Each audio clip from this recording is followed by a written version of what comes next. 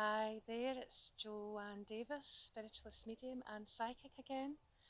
It's a pleasure to be back with you, and I'm just currently answering some questions that some of my circle members have been asking recently. So Christine had asked me just last week, do you think the spirit world tests your faith, and do they use that to guide your mediumship? So thanks for your question, Christine, and I would say yes, absolutely. They test your faith pretty much, if not every day, certainly every week. I think those of us who work with spirit regularly know that they certainly do test your faith in some ways. And it's all about trust. Any work that you do with those in the other world is based upon trust. And you must remember that primarily, because you are a physical being living here, having a physical life in a physical world, or at least it seems that way to us here on earth. And you're used to absolutely everything being tangible to you during your earthly experience. So you are used to seeing things with your physical eyes, to hearing them, to tasting them, smelling them, holding them, feeling them, and touching them. And from the day and hour you were born, that is how you navigate your way through the world, through those physical senses. And you learn to trust those physical things from the day and moment you come out of your mother's womb and into this world. So when we are dealing with a world that is seemingly not physical, when we're dealing with what seems to be a hidden world that seems to, certainly in the case of mental mediumship, a world that seems to be in our mind, then we are going to develop trust issues. There is absolutely no doubt about that. And the spirit world will occasionally do things or drop things on your path or in your way just to see if you're paying attention to them. But by doing this, it also allows you to know that the spirit world most definitely are there, and that it isn't just a figment of your imagination. So, for example, I can think of times where I have been really in the depths of despair with my mediumship over the last few years. There have certainly been times where I felt that the spirit world had abandoned me, where I questioned whether or not I should be doing this job and whether or not I'm actually good enough to do the work. And there have certainly been occasions where I've had demonstrations or private sittings that haven't went well, and within the context of that, I've come away from that evening or that demonstration saying to my partner, who's now my husband, I'm not doing this anymore. It's time to give up and go back to nursing or go and do something else with my life.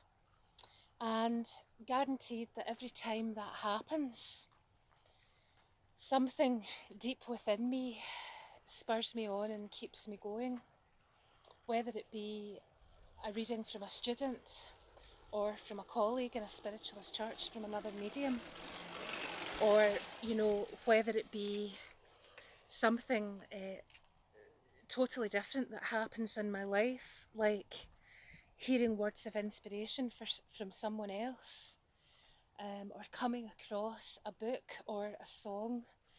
There's always something that spurs me on and reminds me why I'm doing this. And the fact is that all of it is a test of faith. And particularly when things don't go well, or when you perceive it to not be going well, that is a test of your faith. And one thing is for sure, if the spirit world didn't think that you could do this job, then they wouldn't be working with you. I've got a firm belief in that spirit will work with people who they think are capable of developing this and taking it forward in order to be their voice, in order to help them. So it's not that mediums are necessarily special. I don't mean it like that. I think there are many people who are born with the gift of mediumship and have latent abilities for their whole life and never ever use them. And I also think that there are people who don't necessarily have the ability to be a medium, but they're out there pretending to be so. But spirit needs people who are good. Spirit need people who are genuine, who are honest, who have integrity. And they're the sorts of people the spirit world really want to work through. Sadly, they're often forced to work through people who don't necessarily have great integrity. But the spirit world will do what's necessary to get their message across, that death is just an illusion. But ideally, I believe that they need and want people who are coming from a place of integrity and love. And so there will be tests of your faith every so often. There'll be tests, for you that will make you all the stronger. There will be health tests, there will be relationship tests, there will be money worries, there will be all sorts of things that could happen to you in your life that for a while might delay your mediumship progress. There will be partners and loved ones and relatives who are cynics, who might say to you it's a load of rubbish and why are you wasting your time doing this?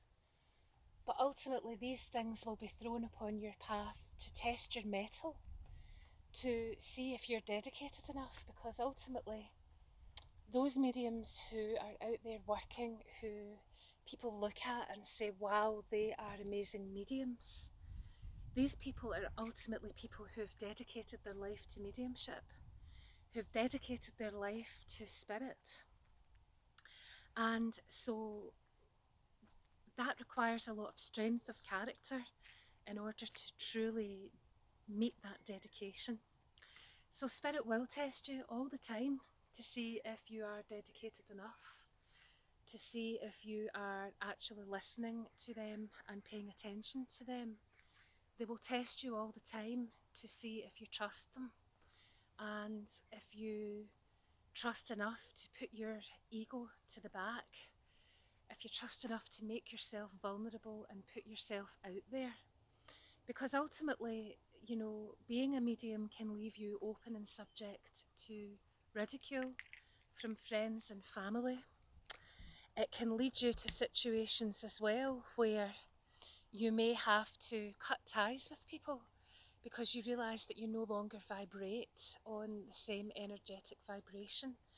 And if that's the case, you sometimes have to make painful decisions to let people go and follow their path. This is a path, I believe, of trust and faith in God and Spirit.